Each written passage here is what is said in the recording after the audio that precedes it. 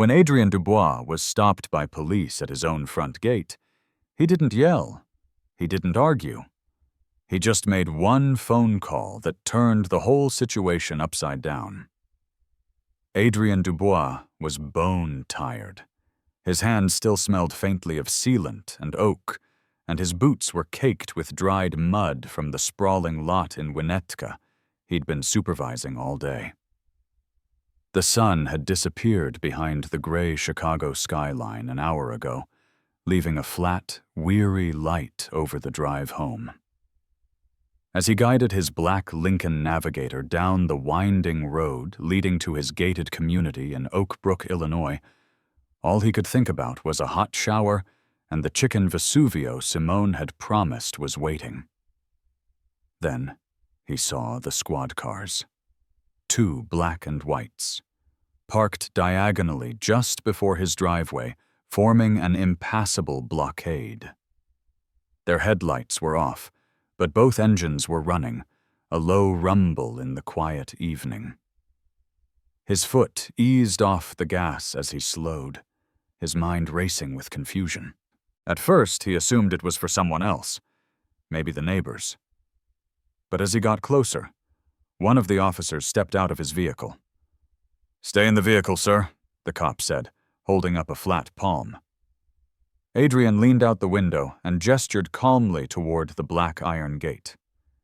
"This is my house. I'm just trying to get home." "You live here?" the officer asked, his voice devoid of curiosity. "Yeah," Adrien replied, keeping his own tone steady. "I built this house." The second officer, taller, with a military-style buzz cut and a tense jaw, got out now too, resting one hand near his service belt. Adrien saw the glint of the badge. Sergeant Evan Hayes. The first officer, the one doing the talking, was younger, maybe late 20s. His nameplate read Peterson. "We received a call about a possible break-in," Hayes said, his gaze methodically scanning Adrien from his work boots to his ball cap. "Mind showing us some ID?" Adrien reached into his jacket pocket slowly, deliberately. "Not a problem." Peterson stepped closer, his eyes darting toward the camera mounted on a brick pillar above the gate. "You said you live here?" "I said I built this house. Dubois Construction. Look it up." He handed over his driver's license, which clearly listed the address just a few feet beyond the gate. Hayes took it, examined it for a few seconds, then turned toward Peterson. They didn't move to let him pass. Instead, they just kept standing there, a silent wall of authority. Suspicion hung in the air like the heavy humidity before a Midwest thunderstorm. Adrien tapped a restless rhythm on the side of the SUV. "Look, y'all can check the mailbox. The sign on the gate. Hell, my name is etched on the plaque, right next to the intercom." Peterson didn't respond. He looked down at the license again, then back up at Adrien, as if the pieces of the puzzle weren't fitting together in a way he understood. Suddenly, the grand front door of the house creaked open. A figure stepped out onto the lit porch, waving. "Ade," Simone's voice sliced through the tension. "Is everything okay?" Behind her, their daughter, Chloe, 15 and already as tall as her mom, walked out barefoot, her phone held up in front of her. Simone was still in her nursing scrubs. She looked from the officers to Adrien, her eyes narrowing. "That's my husband. If there's a problem, you can take it up with me." The officers shifted their weight. Hayes handed the license back, his expression unreadable. "We were just responding to a report, ma'am. Just doing our job." Simone didn't blink. By blocking his own driveway? Hayes didn't answer that. Instead, he turned, gave Peterson a nod, and both walked back to their cruisers without another word. Adrien finally punched in the gate code, the black iron doors sliding open with a soft, hydraulic hiss. As he drove through, he didn't say anything. Neither did Simone. Chloe just looked down at her phone, her thumb tapping the screen quickly. He parked in front of the garage, but didn't turn off the engine right away. Simone leaned into the passenger window. "You good?" Adrian let out a long, slow breath. "I don't know yet." Inside, he peeled off his boots by the door, sat on the edge of the ottoman, and stared at the hardwood floor. The kitchen smelled of garlic and rosemary, but his appetite had vanished. Chloe walked in, holding her phone. "I recorded the whole thing," she said, "from the moment they got out of their cars." Adrian nodded slowly. "We'll talk about it in the morning." But that night, he barely slept. Something coiled deep inside him wouldn't let him settle. It wasn't just about what happened. It was the chilling fact that it could happen again. That in his own driveway, in front of the home he had designed and built with his own 2 hands, he still had to prove he belonged. He hoped the incident would end there. But what was coming next would make everything far more complicated. What would you have done if you were in Adrian's shoes? At what point does a routine stop cross the line into harassment, especially at the gates of your own home? Adrian was awake before the sun. He hadn't needed an alarm. The weight of the previous night's encounter had pressed on his chest all night, a familiar, suffocating pressure. He watched the ceiling fan spin in the pre-dawn darkness until the room slowly turned from black to gray. Simone stirred beside him. "Get any sleep?" she mumbled. He shook his head, rubbing his tired face. "Not really." By 6:30, he was at the kitchen island, a coffee mug cradled in his hands, staring at the security monitor. He replayed the footage, this time with the audio turned up. There was no shouting, no overt threats, nothing extreme. Just him. Calm, respectful, and cooperative. And still, they had treated him like an intruder on his own land. Simone came in, her hair tied in a messy bun, wearing a hoodie and sweatpants. She opened the fridge, took out a carton of eggs, and started cracking them into a bowl with practiced efficiency. "What are you going to do?" she asked, her back to him. "I'm calling that damn security company," Adrian said, his jaw tight. "Soon as they open, they're the ones who made the call. They have access to the cameras. They didn't even bother to check. Just assumed I was up to no good." Chloe wandered in behind them, already dressed for school. She grabbed a granola bar and took a seat at the counter, watching her father. "Are you going to post the video?" she asked. Adrian didn't answer immediately. "No, not yet." Simone glanced up from the sizzling pan. "But we are keeping it." He nodded. "Damn right we are." At 8 o'clock sharp, Adrian dialed the number for Oakbridge Estates Security, the private firm contracted by their HOA to monitor the gates and patrol the neighborhood. A cheerful receptionist answered. Adrian cut straight to the point. "I need to speak to whoever is in charge of dispatch. This is Adrian Dubois from the Highlands section." There was a brief hold. Then a deeper, more formal voice came on the line. "Mr. Dubois, this is Marcus Thorne, head of operations. I understand there was an incident last night. I was actually about to call you." "You had 2 officers blocking my driveway," Adrian said flatly, "with their hands near their weapons. You want to tell me how that happens without a single ounce of verification from your team?" There was a calculated pause. "We received a report from one of our patrol units who spotted suspicious activity near your gate. A male subject, unknown to them, was loitering." "You mean me, the homeowner?" "I understand that now, yes.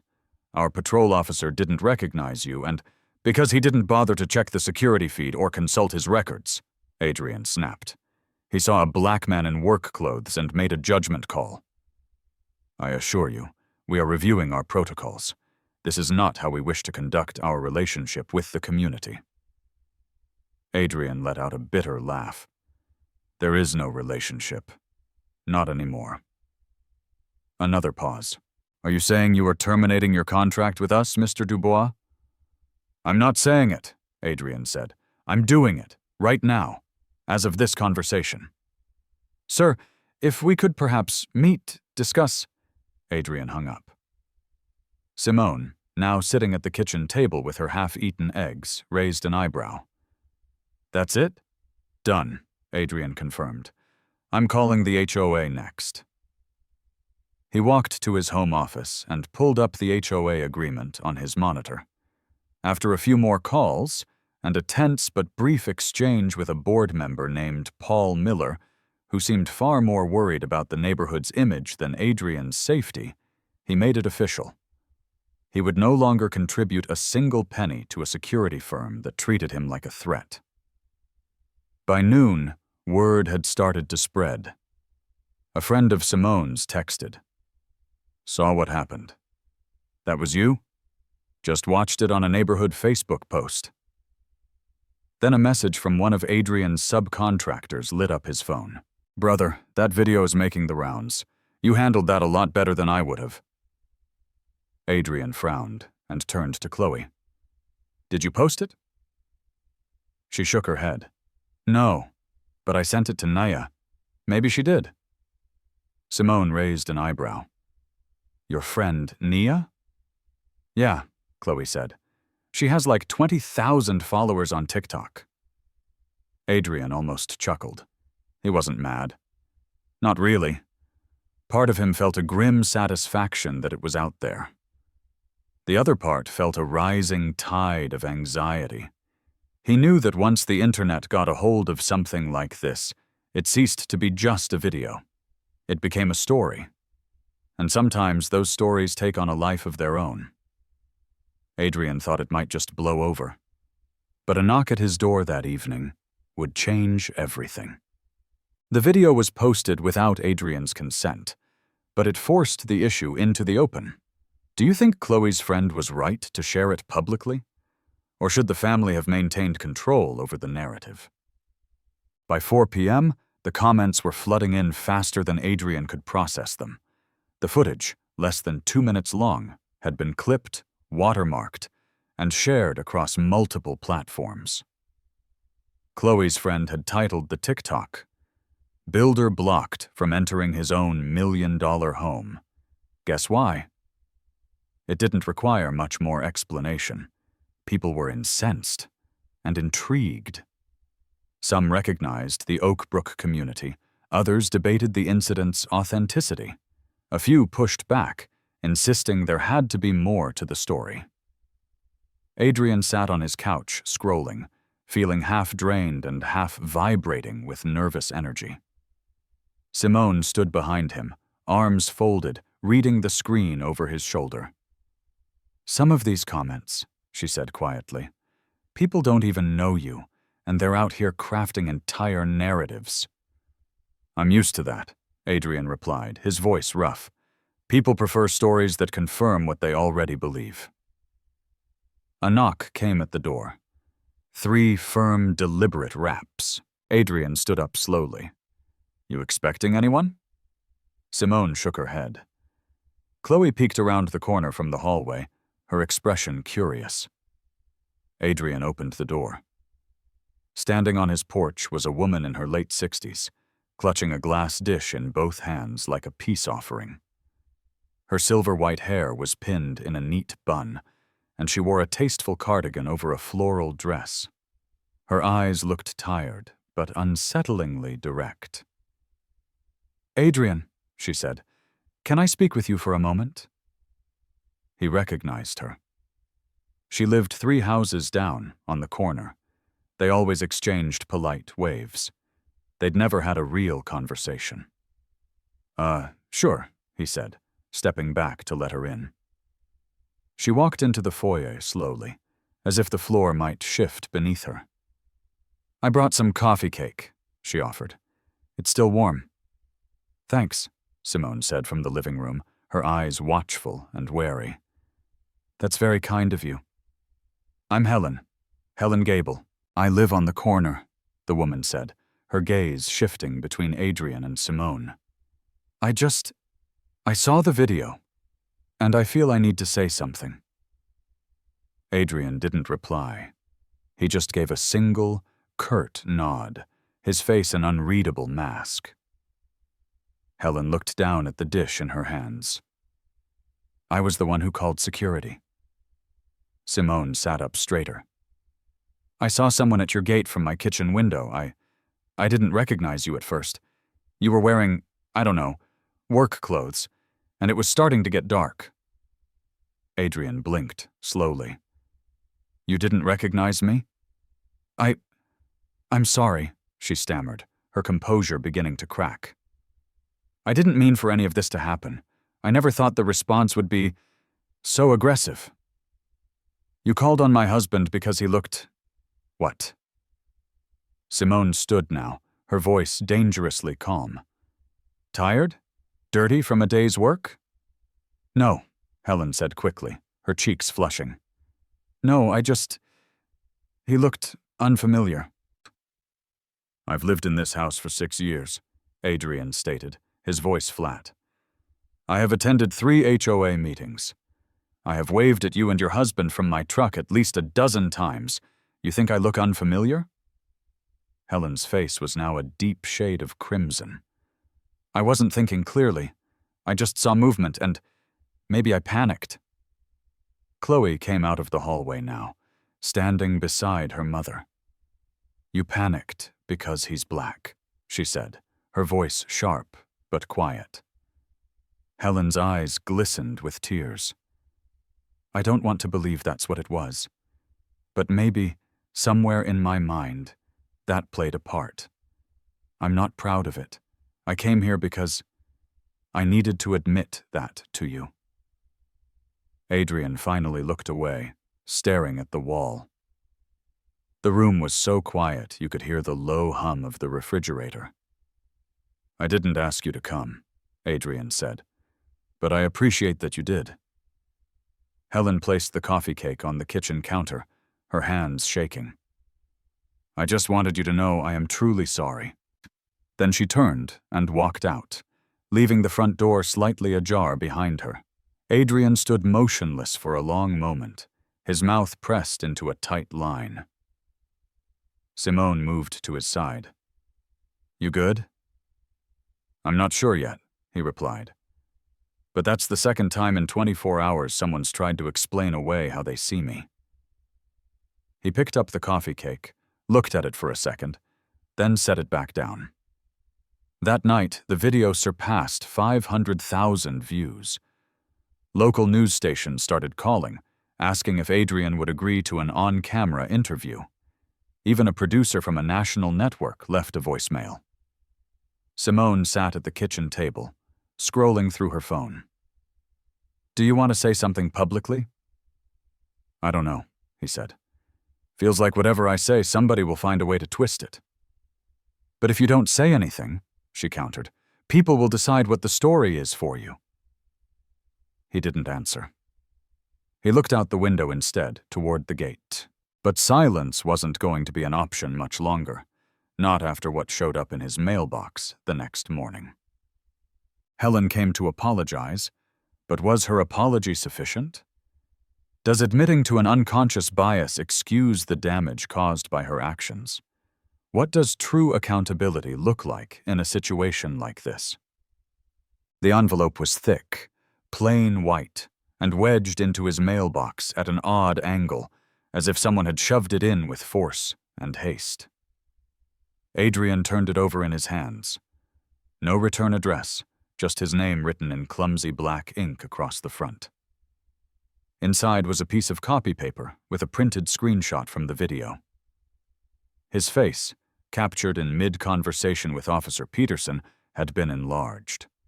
Someone had circled his image with a red marker and scrawled a chilling message across the bottom. Don't forget whose neighborhood this is. Adrian stood still in the middle of his own driveway, the gravel crunching under his boots as he slowly folded the paper in half. Not torn, not crumpled, just a single, sharp fold. He looked up toward the street, Nothing seemed out of the ordinary. A woman jogged past on the sidewalk. A white Land Rover drove by slowly and turned the corner. Nothing looked suspicious, but an icy dread settled in his chest anyway.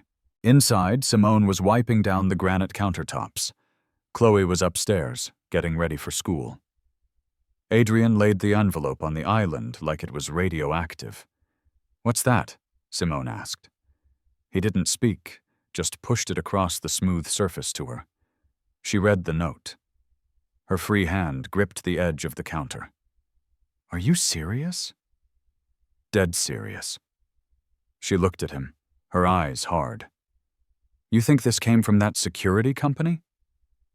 "Could have been anyone," Adrian said, his voice low. "Could be someone on that HOA board. Could be another neighbor." "You think it was her?" Simone asked quietly.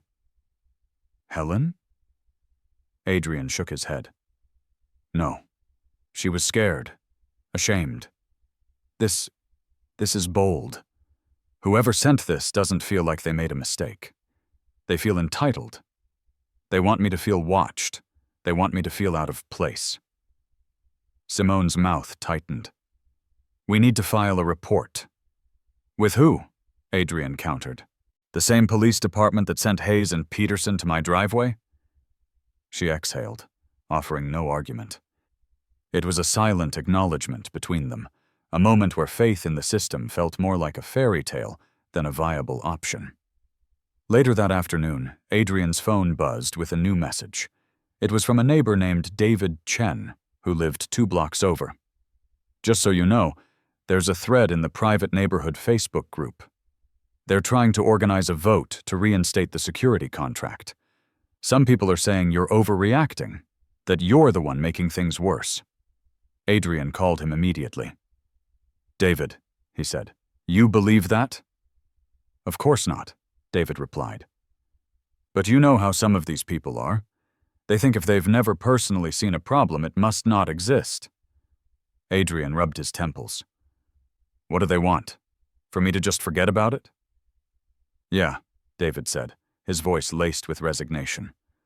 "They want you to be quiet, composed, grateful." Adrian laughed, a harsh, bitter sound. "Grateful for what? For the privilege of being interrogated on my own property?" David sighed. "I'm just giving you the heads up, man. This thing's hitting a lot of nerves." "I appreciate it." They hung up. Adrian sat in his office, the blinds cracked just enough to see the perfectly manicured lawns and sculpted hedges lining the cul-de-sac. This was supposed to be the dream, the ultimate reward for decades of hard work, long nights, busted knuckles, and financial risks. He built homes, spending his career helping other people create their sanctuaries. And when it was finally his turn, he chose this place.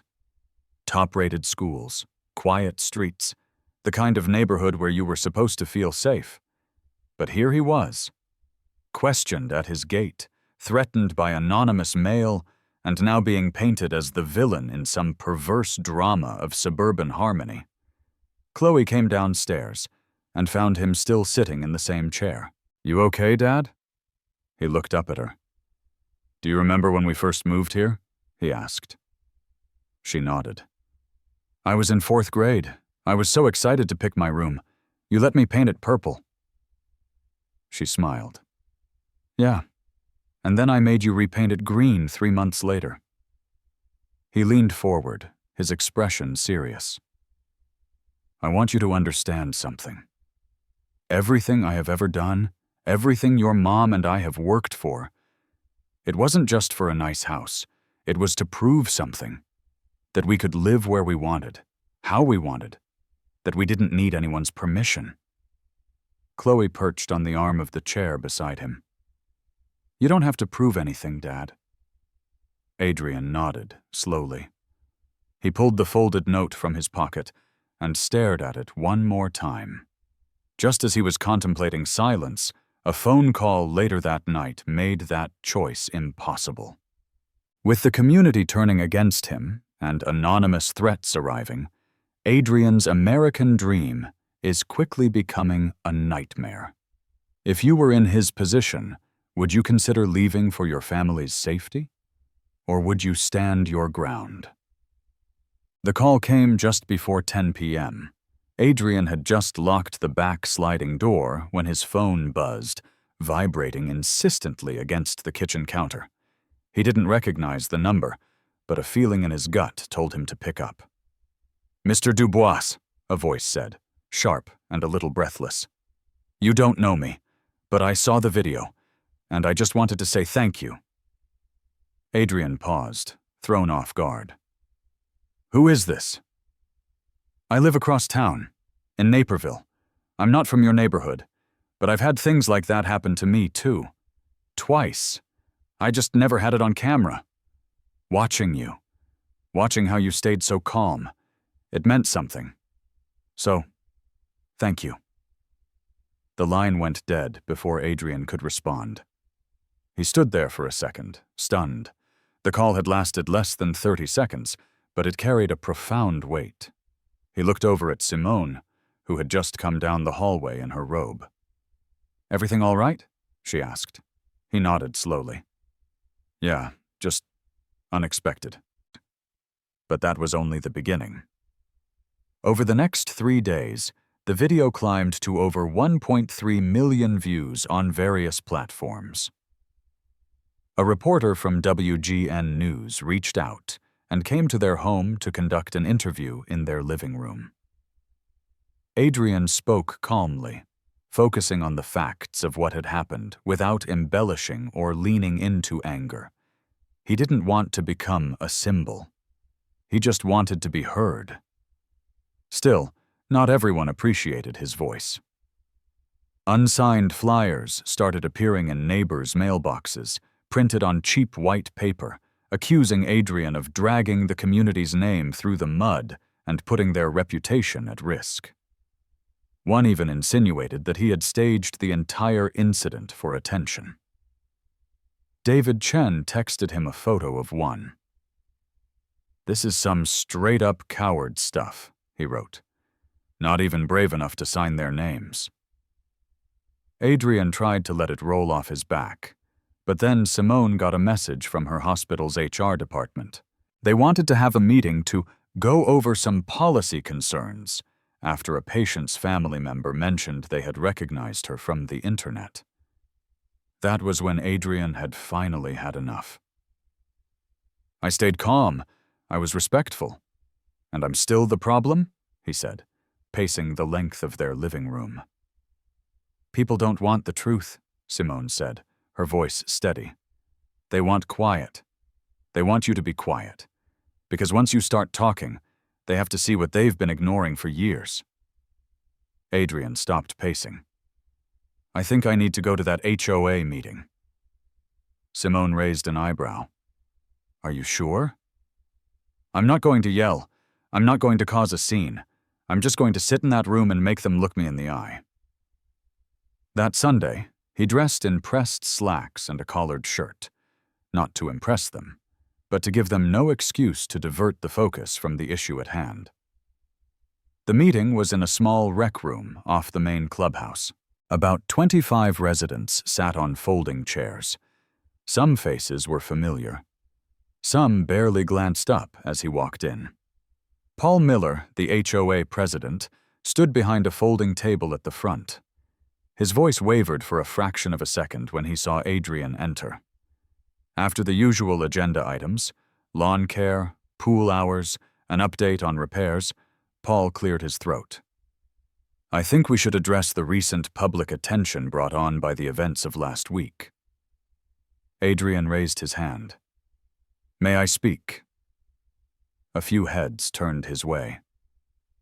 Paul nodded, looking uncomfortable. Adrian stood up slowly.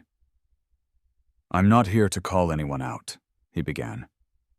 "I'm here because I believe in this community. It's why I moved my family here. It's why I chose to raise my daughter here. But what happened at my gate last week wasn't just some inconvenience. It was a statement, a loud one." He scanned the room. The moment I'm seen in work boots and a dusty shirt, I suddenly stop looking like I belong. And that is a problem. One woman in the second row shifted uncomfortably in her chair. A man in the back who hadn't looked up once during the meeting now locked eyes with him. I am not asking for anyone's pity, Adrian continued. I'm asking for honesty about how we see each other, and about what happens when the people who are supposed to protect us decide to target us based on nothing more than a passing glance. The room was silent. Someone coughed. Paul forced a weak smile. Thank you, Mr. Dubois. We'll take your comments into consideration. Adrian nodded, then sat down. As the meeting adjourned, a few residents approached him. Some shook his hand, while others pointedly avoided him. But one man, a teacher at the local high school, stayed behind. Have you ever thought about coming to speak at the school? He asked. Might do the students some good. Adrian hadn't, but he said he would think about it. Before he could even consider the offer, however, someone else from his past would appear, uninvited, bringing a memory that would stir something far deeper than anger. The HOA meeting became a forum for Adrian's grievance, but it also exposed the deep divisions in his community. It's one thing to face anonymous trolls online, but how do you navigate confronting the prejudice of people you see every day? It was a muggy Wednesday evening when Adrian found himself back at the clubhouse. This time, not for a small HOA meeting, but for something much larger. The HOA board, facing mounting pressure from residents and the ever-growing media attention, had agreed to host a town hall, open to the entire community. People wanted to talk, or at least be seen talking. Adrian didn't want to go, not at first, but Simone had insisted. You've come this far, she'd said. Go say the things they don't want to hear, and say them clearly. So he went. Chloe stayed home, texting him just before he walked inside. Don't let them talk over you, Dad. The room was packed. Folding chairs filled every row, and people stood along the back wall. Local news outlets were there, their cameras discreetly positioned near the exits. Paul Miller opened the meeting with a strained smile and a scripted statement about mutual understanding and moving forward as neighbors. Adrian sat near the front, arms crossed, just listening. When Paul asked if anyone from the community wished to speak, Adrian didn't hesitate. He stood up and walked to the microphone. I already said my piece at the HOA meeting, he began, his voice steady. But I'm starting to realize how many people weren't ready to hear it. I was stopped outside my own home by police who were called by someone in this very community. That is a fact. What I didn't say before, what I haven't told anybody, is that this wasn't the first time something like this has happened to me. He paused, his hands resting lightly on the sides of the podium. 5 years ago, I was working on a job site out in Gurney, supervising a crew for a new development. I left to get lunch. When I came back, I found 2 sheriff's deputies waiting by my truck. Someone had called in a report of a suspicious man walking near the site. I showed them my company badge, my contract, everything. They still ran my plates. They still searched my truck. He looked up, his gaze sweeping the room. Back then, I let it go. I told myself it was just a big misunderstanding, a fluke, but it wasn't a fluke, it was a pattern. Murmurs rippled through the crowd. Some people nodded. Others shifted with discomfort. I'm not here asking for you to feel sorry for me, Adrian said. I am asking you to pay attention. I'm asking you to think twice before you make assumptions about people, because when you get it wrong, the damage doesn't just go away, it lingers. He took a breath. If this community really wants to move forward, we have to stop pretending these things don't happen here. They do. He stepped away from the mic. As he walked back to his seat, a few claps broke the silence. Tentative at first, then stronger. Not everyone applauded, but enough did that he knew he'd been heard. Then a hand shot up in the third row. "Excuse me," a man's voice said. "I have something to say." The crowd turned. It was a man in his mid-50s, with thinning hair, work boots, and a plain gray shirt. Adrian squinted. Something about his face felt familiar. The man walked to the front, ignoring the microphone. "Name's Stan Kowalski. I used to be a foreman for Meyer and Sloan Construction. Long time ago." He turned to face Adrian. "You might not remember me, but we worked one job together, maybe 17 years back, out in Angleton. You were just starting out, a subcontractor back then." Adrian blinked. He did remember. Vaguely. "I was a jerk to you," Stan said, his voice raw. "I didn't let you use the main office trailer. I made you and your crew sit out in the hot sun while everyone else ate inside. And I never told you why." He looked out at the silent crowd. "I told myself it was just a company rule. Separate crews, separate spaces. But the truth is, I didn't want you in that room. I didn't want to explain to the other guys why we had a black contractor at the same table." And there were audible gasps. A few people looked down at the floor, ashamed. "I'm not proud of that," Stan said. "But hearing you speak tonight made me think about that job. And all the ones that came after. I am sorry, man. I should have treated you like a professional, like an equal." Adrian stared at him, saying nothing. He just gave a slow, deliberate nod. That one moment, that public confession landed with more force than any angry speech ever could. Stan walked back to his seat without another word. The silence in the room now felt different, heavier, more real. But as Adrian processed that astonishing apology, a text from Simone buzzed in his pocket, a stark reminder that this fight wasn't just public. It was about protecting his family from whatever came next. Stan's public apology for a racist act committed 17 years prior was a shocking moment. Do you believe such a delayed apology holds value, or is it too little? Too late. Does public confession serve the community, or just the conscience of the person confessing? The message from Simone came just as Adrian was pulling out of the clubhouse parking lot. "Call me when you can. Something happened at school." His heart plummeted. He didn't text back. He hid her name in his call list. She answered on the first ring. "It's Chloe," she said, her voice tight with suppressed anger. "Someone slipped a note into her locker today." Adrian's throat went dry. "What kind of note?" "Nothing graphic, but it was ugly. It said, 'Your daddy's just another loudmouth trying to play the victim.'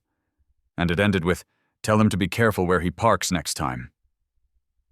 Silence stretched between them. Not because there was nothing to say, but because they both knew what this meant. It wasn't just about Adrian anymore. They were coming for his daughter. "Is she okay?" he asked, his voice strained. "She's shaken up," Simone said. "She held it together at school, but she broke down as soon as she got home." Adrian pulled over to the side of the road, the gravel crunching under his tires. He rested his forehead against the cool leather of the steering wheel. His hands were clenched so tightly his knuckles ached. "I'll be home in 10 minutes, he said. Chloe was curled up on the couch when he walked through the door. Her eyes were puffy and red, but she sat up when she saw him. "I'm sorry," she whispered. "I didn't want to make things worse." "Baby girl," he said, sitting down beside her and wrapping an arm around her shoulders. "You didn't do anything wrong." She leaned against him, her body trembling with a single, shuddering sob. "I don't want to move," she said, her voice muffled by his shirt. "But I don't feel safe here anymore." Adrian swallowed hard. He had heard those same words once before, from a cousin, after a cross had been burned on their lawn when they were just kids. Back then, he hadn't fully understood how someone could come to fear their own street, their own home. Now he knew. He stayed with her on the couch until she drifted off into an uneasy sleep. Later that night, long after he and Simone had gone to bed, Adrian found himself standing alone in the garage. The air smelled of motor oil and sawdust. He stared at his tool rack, at a half-finished cedar planter box he'd started building a month ago but had never finished. He didn't feel rage anymore, not even fear. He just felt an immense, bone-deep exhaustion. He thought back to his early days in construction, driving an old pickup with no air conditioning and a broken window crank. He remembered taking jobs that barely paid for gas, working twice as hard for half the respect. No one questioned him then, not because they respected him, but because they barely even saw him. Now he had the beautiful house, the successful business, the loving family, the life he had built from scratch. And suddenly, everyone had an opinion about him. He remembered it all with a clarity that felt like a fresh wound. And in that moment, he grew tired of being quiet. The next morning, he emailed the reporter at WGN News and told her he wanted a second interview. But this time, not in his living room. He wanted to speak from a job site, in front of his crew, with his company's name on the trailer behind him. Later that week, the reporter met him at a project just breaking ground on the north side of the city. Adrian stood in front of a half-poured foundation, 4 of his guys standing with him. Latino, black, white, all in hard hats and work boots, their faces unsmiling, their presence a silent statement. Staring directly into the camera, Adrian spoke into the mic. "I've worked for 30 years in this city. I've poured foundations, framed houses, and repaired roofs in 100-degree heat. I have earned the right to live where I live." He paused. "But apparently, for some people, that still isn't enough." The video aired that night. It didn't go viral like the first one. It wasn't dramatic, but it was profoundly honest. And more than a few people were paying attention. A local pastor called Simone, asking if Adrian would speak to a youth leadership program. Chloe's school counselor requested a meeting to discuss new strategies for student safety and inclusion. It wasn't a revolution. It was just movement. Slow, but steady. Still, Adrian knew that words and interviews only went so far, especially when he learned what the officers from that night were up to now. When threats escalate to involve one's children, the fight becomes infinitely more personal. How does a parent balance the instinct to protect their child with the need to stand up against injustice? Adrian was in the middle of reviewing blueprints when his phone rang. The caller ID displayed a number he recognized, but had never expected to see. Captain Marcus Vance, Oak Brook PD.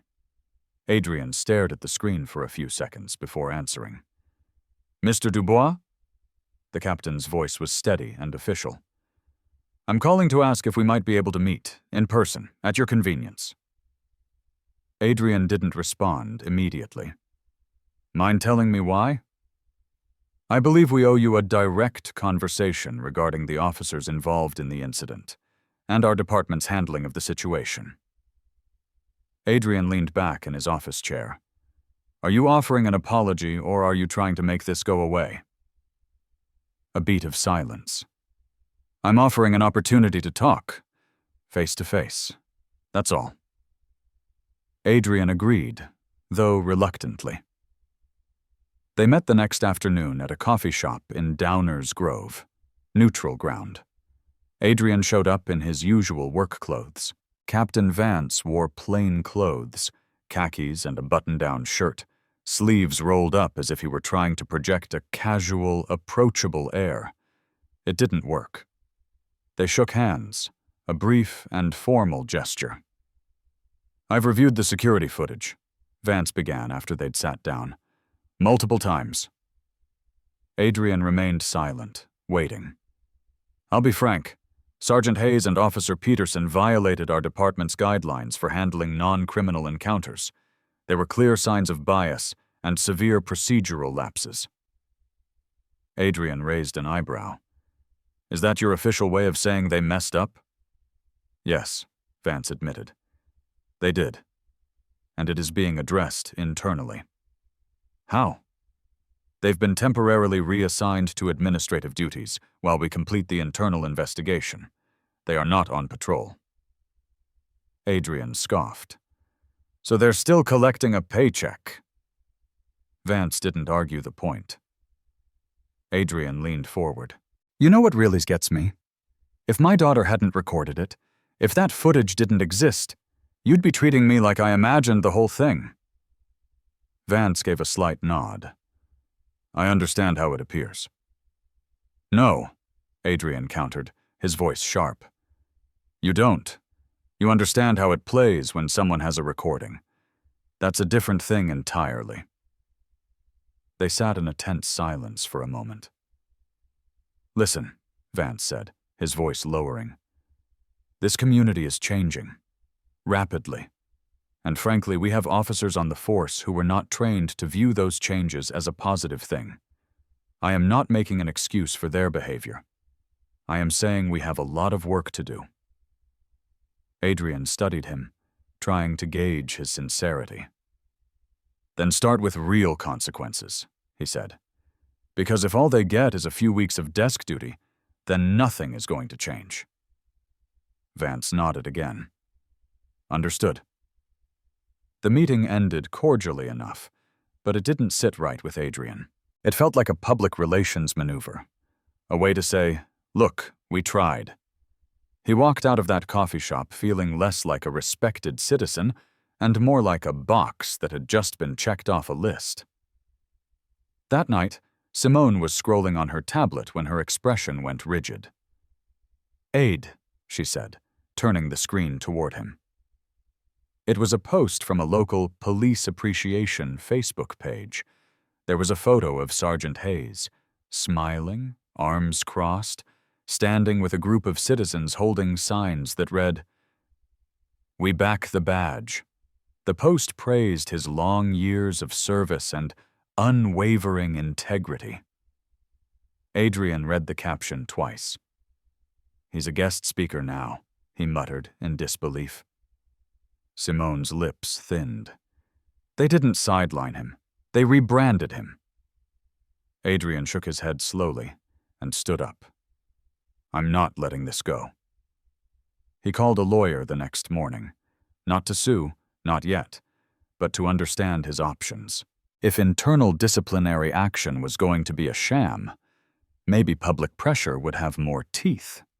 Adrian also reached out to a community advocacy group based in Chicago. He'd spoken with one of their leaders, a sharp, organized woman named Maya Rios, after his WGN segment had aired. They met 2 days later at a small civic center. Maya arrived armed with file folders, statistical printouts, and a tablet loaded with data on local police departments. Look, she said, I'm not here to push you into a fight you don't want. But if you're serious about this, we have to be strategic. Letters to the city council, filing public complaints at oversight hearings. We build pressure in every official room they walk into. Adrian nodded slowly. I've never done anything like this before. You shouldn't have had to, Maya said gently. But now they've made it your fight, too. He took the packet of information she offered him and thumbed through the documents. It was dense, but it was also organized. Names, dates, case histories. Adrian wasn't seeking revenge. He was seeking accountability, not just for himself, but for his daughter, for his crew, for all the young men and women coming up in the trades who would face the same invisible roadblocks without ever knowing what to call them. But as he prepared to turn up the heat, the resistance began to build. and a quiet warning from a familiar voice would make him question just how far he was willing to go. The system offered a token apology while publicly celebrating one of the officers involved. It's a classic case of institutional hypocrisy. When faced with this kind of gaslighting, is it better to fight the system from within or to challenge it loudly from the outside? Adrian never expected to hear from Leo Jackson, not after all these years. They had worked together back in the early 2000s, two ambitious contractors trying to carve out a niche in a market that didn't always welcome them. Leo was older, rougher around the edges, but incredibly savvy. He knew how to navigate the complicated politics of the business, how to speak in code around certain city inspectors, how to charm officials without seeming like he was begging for a chance. So when Leo's name appeared on his caller ID that Friday afternoon, Adrian was caught completely off guard.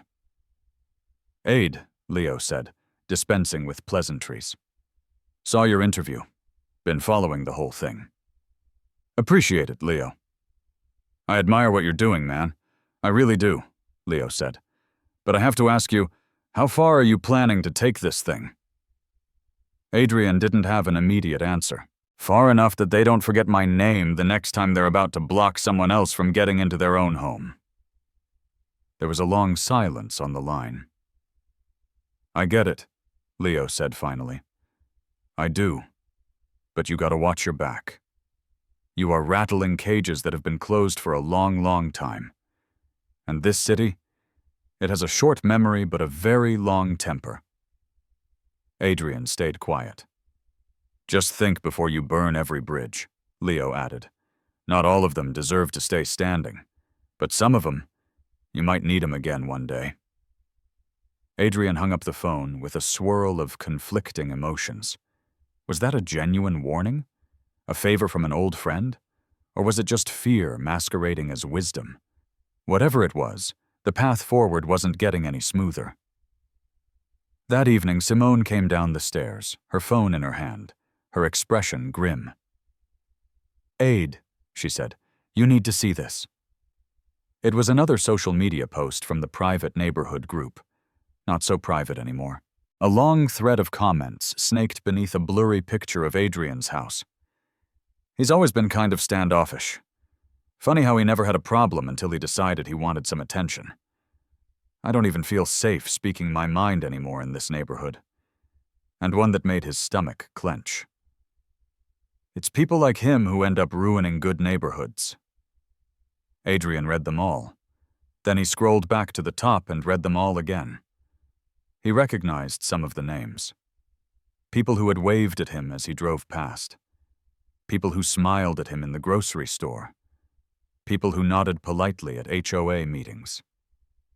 And now, they didn't even bother to hide their contempt.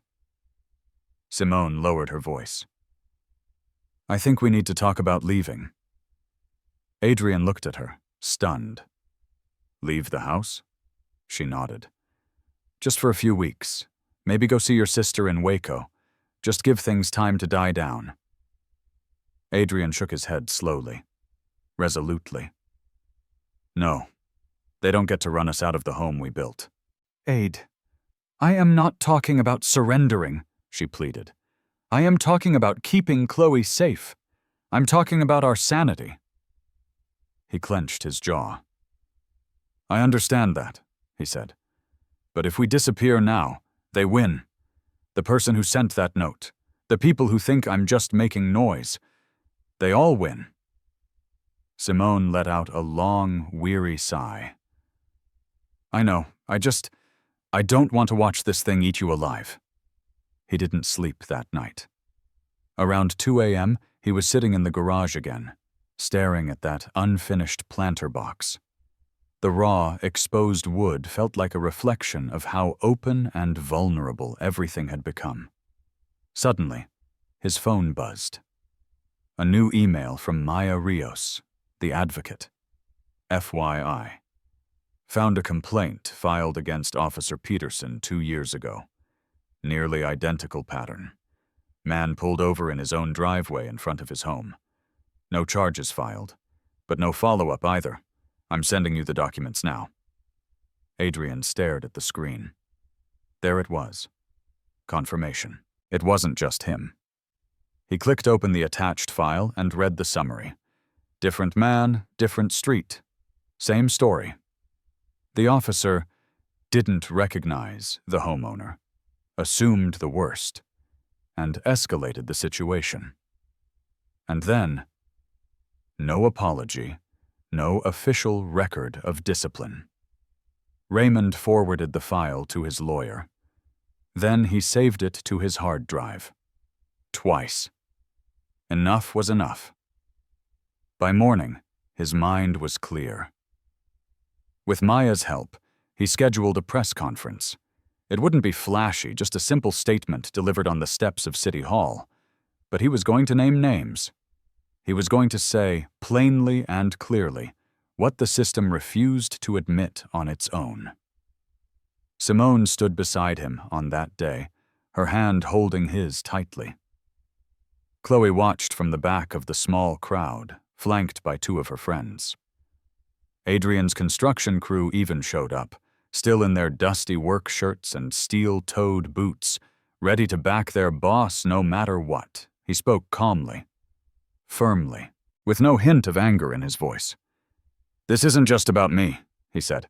"It's about patterns. It's about accountability. And it's about what happens when silence is no longer an option." Some people clapped. Others just stood still, watching. But now, they were listening. And as Adrian stepped away from the microphone, he knew the fight was far from over. But what came next would finally begin to shift the story from one of reaction to one of action. 2 weeks later, Adrian stood at the front of a high school auditorium in nearby Bolingbrook, looking out at hundreds of teenagers. Behind him, a large banner read, "Voices of Leadership, Building Integrity from the Ground Up." He wasn't used to this kind of audience. There were no blueprints rolled out in front of him, no crew awaiting instructions, just young, open minds looking for something real. He cleared his throat and adjusted the mic. "When I was your age," he began, "I thought success meant proving people wrong. It meant working harder, staying quieter, and never complaining when things felt unfair. I thought if I just kept my head down long enough, I would eventually earn respect." He paused, letting the words sink in. But respect doesn't always follow hard work. Not when the people watching you have already made up their minds about who you are. The auditorium was completely silent. "I built my business with calloused hands and 4 a.m. starts. I built my home with pride. But I still got stopped by police at my own gate. I still had to explain myself as if I didn't belong. That's not just about race, it's about perception. And when you don't control your own narrative, believe me, someone else will write it for you." A hand shot up in the third row, a lanky student with a notebook in his lap. "Do you think speaking out made things worse?" he asked. "Like, would it have just been easier to let it all go?" Adrian didn't even have to think about it. "It might have been easier," he admitted. "But it wouldn't have been right. Silence might protect you for a day, but it leaves the next person who looks like you completely vulnerable tomorrow." He glanced toward the back of the auditorium, where Chloe and Simone sat, listening intently. He smiled a small, tired smile. "I didn't speak out to become a hero. I did it because my daughter has to live in the world we all help shape. And if I let someone treat me like a stranger in my own driveway, what message am I sending to her?" The applause started slowly at first, then grew, steady and heartfelt. Afterwards, a small group of students gathered around him. One young girl with braids and braces told him her older brother had gone through something similar in Sugar Land. Another student said his mother was often afraid to speak up at her job, but he was going to show her Adrian's interview. It wasn't a viral moment. It wasn't trending on TikTok. But it was something better. It was real connection. Outside the school, Adrian stood near his navigator while Simone handed Chloe a bottle of water. The late afternoon sun cast long shadows across the pavement. "You did good," Simone said, walking up beside him. Adrian exhaled slowly. "I was nervous. Kids are a tougher crowd than contractors," she laughed. Then her expression turned serious. "You know this isn't over, right? There will still be resistance." "I know," he said, "but I'm not fighting it alone anymore." That night, Adrian finally finished the cedar planter box in the garage. He lined it with fresh soil, planted lavender and sage, and placed it proudly by the front porch. The next morning, neighbors walked by on their morning strolls. Some waved. One even stopped to compliment the flowers. Adrian didn't wave back out of simple habit anymore. He did it with purpose. Because if they were going to see him, they were going to see all of him.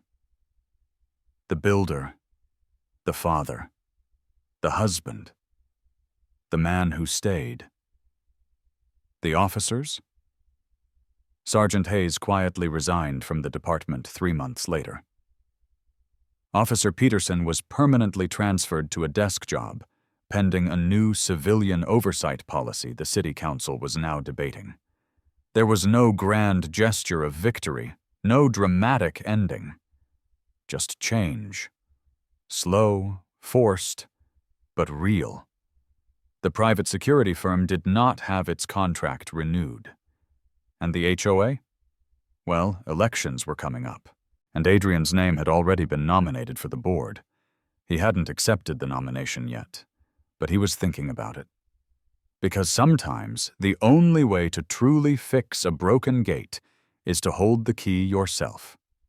Let this be a reminder. Where you live should never determine how you are treated. What you wear should never change how you are seen. And while silence may keep things calm, it never makes things right. Adrian's story began with a blocked gate, but ended by opening a new door for his community. Would you have spoken up? What does it take to stand your ground when it feels like the world is trying to push you out? If this story meant something to you, share it. Let's continue to challenge the silence, one voice at a time.